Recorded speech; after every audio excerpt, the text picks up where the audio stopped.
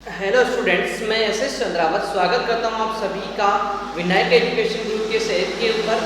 प्यारे विद्यार्थी, आपके सामने फिर से लेकर हाजिर हो चुका हूं 12th क्लास केमिस्ट्री। और 12th क्लास केमिस्ट्री के अंदर अपन चर्चा कर रहे हैं लेसन 16 त्रिविम रसायन से संबंधित। प्यारे विद्यार्थियों, इस त्रिविम रसायन के अंतर्गत अपन रैसिमिक मिश्रण के पृथक्करण की विधियों की चर्चा कर रहे हैं। पिछले सेशन में ही मैंने आप लोगों को रैसिमिक मिश्रण के पृथक्करण की 2 विधियां कंप्लीट करवा दी है।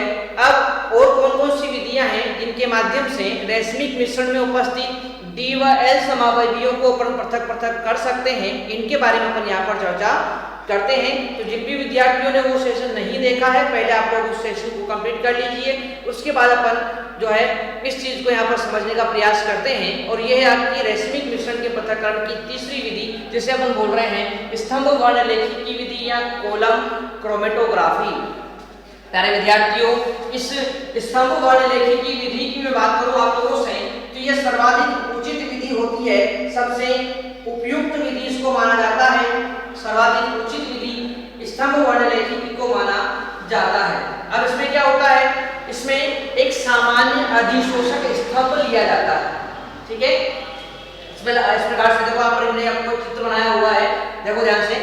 इस प्रकार का एक अधिशोषक स्तंभ लिया जाता है, ज्यादा कुछ खास बात नहीं है। एक इस प्रकार की लंबी नलिका होती है, ब्यूरेट के समान लंबी नलिका होती है, और इस लंबी नलिका के अंदर क्या होता है प्यारे विद्यार्थियों, अधिशोषक पदार्थ भर दिया जाता है। अब अधिशोषक पदार्थ के रूप में सिलिका जेल हो सकती है, एल्यूमिना जेल हो सकती है ना। इस प्रकार से कोई से भी अधिशोषक को क्या कर देते हैं, इस नलिका के अंदर अपन भर देते हैं, तो ये क्या बन गया, अपने पास अधिशोषक स्तंभ अपने पास बनकर तैयार हो गया है। तो इस प्रकार से अपन क्या बनाते हैं, एक अधिशोषक स्तंभ बना देते हैं, यानी कि नलिका लेते हैं और नलिका के अंदर अधिशोषक भर दिया। अधिशोषक भरते ही आपका अधिशोषक बनकर स्तंभ बनकर बिल्कुल तैयार हो चुका है। तो अपन क्या करते हैं कि इसमें सामान्य अधिशोषक का स्तंभ लगाकर ऊपर से क्या करेंगे, रैसिमिक मिश्रण का विलयन डालते हैं। यानी कि यहाँ से अपन क्या करेंगे, ऊपर से अपन यहाँ से जो है रैसिमिक मिश्रण का विलयन यहाँ पर डालेंगे। अब देखो क्या होता है, जैसे ही रैसिमिक मिश्रण का विलयन ऊपर से डाला जाएगा तो उससे क्या होगा, इससे है ना, जो ध्यान से देखेंगे आप लोग, यहाँ पे थोड़ा सा करेक्शन में आप लोगों को कर देता हूँ, थोड़ा सा देख लीजिए। ये देखो, तो मैंने आप लोगों को क्या बताया कि जैसे ही ऊपर से रैसिमिक मिश्रण का विलयन डालेंगे तो जिस से जो अधिक तीव्रता से अधिशोषित होने वाला अधिशोषक होता है, या जो भी अधिक तीव्रता से अधिशोषित होने वाला प्रतिबिंब समावयवी होता है। भाई आपको पता है ना, रैसिमिक मिश्रण के अंदर डी व एल प्रतिबिंब समावयवी हैं, और यहाँ पर क्या होगा, इन दोनों को ही पृथक करना है। तो उसके लिए क्या करते हैं अपन, जैसे ही ऊपर से अधिशोषक स्तंभ के ऊपर से रैसिमिक मिश्रण का विलयन डाला जाता है, तो जो अधिक तीव्रता से अधिशोषित होने वाला प्रतिबिंब समावयवी होगा वो ऊपरी भाग में अधिशोषित हो जाएगा। यानी कि जो ज्यादा तीव्रता से अधिशोषित होने वाला अधिशोषक है वो, तो देखो यहाँ पर इस ऊपरी भाग में क्या हो गया है, एकत्रित हो गया है, यहाँ पर जाकर यहाँ पर अधिशोषित हो गया है। जबकि दूसरा प्रतिबिंब समावयवी निचले भाग में अधिशोषित हो जाता है। यानी कि पहले वाला तो जो अधिक तीव्रता से अधिशोषित होगा वो तो ऊपर की भाग में अधिशोषित हो जाएगा, और जो कम तीव्रता से अधिशोषित होने वाला प्रतिबिंब समावयवी होता है वो कहां पर, नीचे की ओर अधिशोषित हो जाएगा। और इस प्रकार से अब अपन क्या करेंगे भाई, वो सिंपल सा तरीका। अब अपन यहाँ से इस अधिशोषक स्तंभ की टोटी को खोलेंगे। उसकी टोटी को जैसे अपन खोलेंगे तो क्या होगा, अपन इस पहले प्रतिबिंब समावयवी को अलग कर लेंगे, दूसरे वाले को क्या कर लेंगे, यहाँ से अलग अलग पात्र में अपन एकत्रित कर लेते हैं। ठीक है ना, और फिर आसवन विधि से इसे पुनः हम क्या कर लेते हैं, प्राप्त कर लेते हैं। तो ये बात अपन को यहाँ पर ध्यान रखनी है। तो इस प्रकार से स्तंभ वर्णलेखी की विधि या कॉलम वर्णलेखी की विधि बहुत सिंपल सी विधि है, मैंने आप लोगों को बताया है। क्या होता है इसमें सबसे पहले एक सामान्य अधिशोषक स्तंभ लेंगे, उसके अंदर अधिशोषक भर देंगे, और फिर रैसिमिक मिश्रण का विलयन अपन लेंगे, जिसको क्या करेंगे, उस अधिशोषक स्तंभ के ऊपर से प्रवाहित करेंगे। जैसे ही अधिशोषक स्तंभ के ऊपर से उसे प्रवाहित किया जाएगा तो उस कंडीशन में क्या होगा कि आपका जो अधिक तीव्रता से अधिशोषित होने वाला समावयवी होगा वो अधिक तीव्रता से अधिशोषित होने वाला समावयवी पहले यानी ऊपरी भाग में अधिशोषित हो हो जाएगा और जो कम तीव्रता से अधिशोषित होने वाला समावयवी होता है वो निचले भाग में अधिशोषित हो जाएगा। और जब इसका अधिशोषण हो चुका है तो इस प्रकार से अलग अलग पट्टियां यहाँ पर बन जाती है, बैंड बन जाते हैं अलग अलग। तो इनको अपन टोंटी खोल कर क्या कर लेते हैं, अलग अलग पात्र में एकत्रित कर लेते हैं और बाद में इनको आसवन विधि द्वारा पुनः इन समावयवियों को अलग अलग करके प्राप्त कर लिया जाता है। ठीक है, और सुनो ध्यान से, ये तो हो गई स्तंभ वर्णलेखन की विधि की बात कि किस प्रकार से रेसिमिक मिश्रण से अपन डी व एल समावयवियों को पृथक करते हैं। अब बात करते हैं सबसे पहले इसका उपयोग किसने किया था। तो देखो इसका उपयोग जो किया था वो किया था हेंडरसन व रूल ने।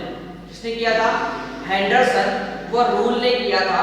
हेंडरसन व रूल ने सबसे पहले 1939 में, सबसे पहले सर्वप्रथम 1939 में हेंडरसन वो जो रूल थे इन्होंने कैम्फर व्युत्पन्न, कौन था, कैम्फर व्युत्पन्न था, नाम है पैराफेनिलीन बिस इमिनो कैम्फर। ठीक है, इन्होंने कैम्फर व्युत्पन्न जो होता है पैराफेनिलीन बिस इमिनो कैम्फर, इसके वियोजन के लिए डी लैक्टोज को अधिशोषक के रूप में प्रयुक्त करके डी व एल समावयवियों को पृथक यहाँ पर किया था। तो देखो भाई यहाँ पर हेंडरसन व रूल ने सबसे पहले 1939 में जो कैम्फर व्युत्पन्न होता है, नाम है कैम्फर व्युत्पन्न का, क्या नाम है, कैम्फर व्युत्पन्न का नाम ध्यान रखेंगे पैराफेनिलीन बिस इमिनो कैम्फर। तो इसके वियोजन के लिए डी लैक्टोज को अधिशोषक के रूप में प्रयुक्त यहाँ पर किया और डी व एल समावयवियों को यहाँ पर पृथक किया गया। तो इस प्रकार से ये थी अपनी रेशमिक मिश्रण के पृथक्करण की तीसरी विधि। आशा करता हूँ आप सभी को ये बात बिल्कुल समझ में आ गई होगी। ठीक है, तो ये थी अपनी तीसरी विधि। अब इसके बाद हम बात करने वाले हैं अपने रेशमिक मिश्रण के पृथक्करण की एक और नई विधि और वो होती है अपनी रासायनिक विधि। तो इसके बारे में हम यहाँ पर चर्चा करने वाले हैं, ध्यानपूर्वक आप लोग देखिए। रासायनिक विधि, और रासायनिक विधि की बात करें तो देखो यह रेशमिक मिश्रण के पृथक्करण में प्रयुक्त की जाने वाली सबसे ज्यादा प्रयुक्त की जाने वाली विधि है। यानी कि रेशमिक मिश्रण का पृथक्करण आपको करना है तो उसमें सबसे ज्यादा मात्रा में प्रयुक्त की जाने वाली विधि कौन सी है, तो वो है आपकी ये रासायनिक विधि। और ये विधि इस सिद्धांत पर आधारित है कि प्रतिबिंब समावयवियों के भौतिक गुण पूरी तरह से समान होते हैं, परंतु विपरीत समावयवियों के भौतिक गुण पूरी तरह से समान नहीं होते हैं, भिन्न भिन्न गुण विपरीत समावयवियों के पाए जाते हैं। और इसीलिए प्रतिबिंब समावयवियों को आप लोग डायरेक्ट अलग नहीं कर सकते, परंतु यदि प्रतिबिंब समावयवियों को विपरीत समावयवियों में बदल दिया जाए तो विपरीत समावयवियों के भौतिक गुण अलग अलग होने के कारण अपन उन्हें आसानी से क्या कर सकते हैं, सरलतापूर्वक उन्हें पृथक कर सकते हैं। तो आप लोग ध्यान रखेंगे कि ये जो रासायनिक विधि है, ये रासायनिक विधि सबसे ज्यादा मात्रा में प्रयुक्त की जाने वाली विधि है रेशमिक मिश्रण के पृथक्करण के लिए। और इसमें मुख्यतः किया क्या जाता है, तो देखो आपको पता होना चाहिए, मैंने आपको बताया था कि प्रतिबिंब समावयवियों के भौतिक गुण, रासायनिक गुण पूरी तरह से क्या होते हैं, समान होते हैं। और जब इनके गुण समान है तो इनको अलग करना बहुत कठिन कार्य होता है। अब इन्हें अलग करना है तो उसके लिए क्या करना पड़ेगा कि अपन है ना इस विधि के द्वारा पहले इन डीएल रेशमिक मिश्रण को पहले विपरीत समावयवियों में बदलेंगे। यानी डीएल रेशमिक मिश्रण के अंदर उपस्थित जो भी आपका प्रतिबिंब समावयवी है उस प्रतिबिंब समावयवी को पहले अपन विपरीत समावयवी में बदलेंगे। और आपको पता है कि विपरीत समावयवी जो होते हैं उनके भौतिक गुण भिन्न भिन्न होते हैं, इसलिए इन्हें सरलता से अपन पृथक कर सकते हैं। अब देखो इस विधि में होता क्या है वास्तव में, तो देखो इस विधि में रेशमिक मिश्रण का लवण निर्माण किया जाता है जो प्रतिबिंब समावयवियों को परस्पर विपरीत समावयवियों में रूपांतरित कर देता है। यानी कि इस प्रकार से डी एल या प्लस माइनस रेशमिक मिश्रण होता है, इसका लवण निर्माण करके क्या बनाया जाता है, विपरीत समावयवियों में प्रतिबिंब समावयवियों को बदल दिया जाता है।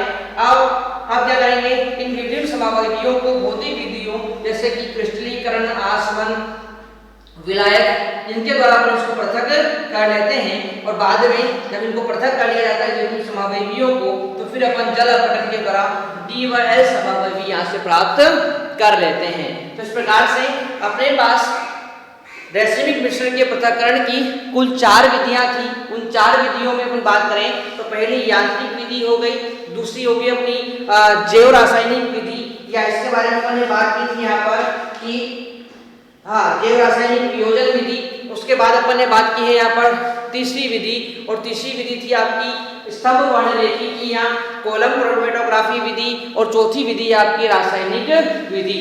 तो इन 4 विधियों के द्वारा मुख्यतः अपन क्या करते हैं, आपके इन डीएल रश्मि मिश्रण के अंदर उपस्थित आपका जो प्रतिबिंब समावयवी है, इनको पृथक करने का प्रयास अपन यहाँ पर करते हैं। तो इस तरह से रासायनिक पृथक्करण विधि जो है ये सबसे ज्यादा प्रयोग की जाने वाली विधि है, जो अपन को यहाँ पर कंप्लीट करनी थी। तो अपन यहाँ पर देख लिया है किस प्रकार से प्रतिबिंब समावयवियों को अपन रासायनिक मिश्रण से पृथक कर पाएंगे। तो आशा करता हूँ सभी प्यारे विद्यार्थियों को ये बात बिल्कुल समझ में आई होगी। और प्यारे विद्यार्थियों, इसी के साथ अपनी जो विन्यासी समावता के अंदर अपन पढ़ रहे हैं, प्रकाशिक समावता और ज्यामितीय समावता, ये पूरी तरह से यहाँ पर समाप्त हो जाती है। अब त्रिविम समावता के अंदर जो पहले प्रकार है विन्यासी समावता, वो पूरी तरह से समाप्त हो चुका है। अब अपन बात करेंगे त्रिविम समावता के दूसरे प्रकार के बारे में, और वो है स्वरूपण समावता। तो उसके बारे में चर्चा मैं आप लोगों को नेक्स्ट सेशन में करने वाला हूँ। तो प्यारे विद्यार्थियों, आप लोग उस सेशन में आना ना भूलिएगा।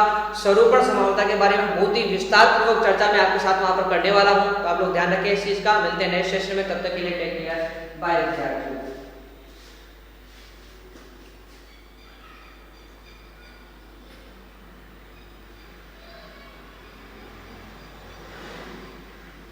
Download app in Play Store. Vinayak Education Group. Online course and classes. RBSE 12th. Chemistry, Physics, Biology, Hindi and English. RBSE 10th. Science, Maths, Social Science, Sanskrit, Hindi and English. Vinayak Education Group. This app is perfect for you. All RBSE classes in this app.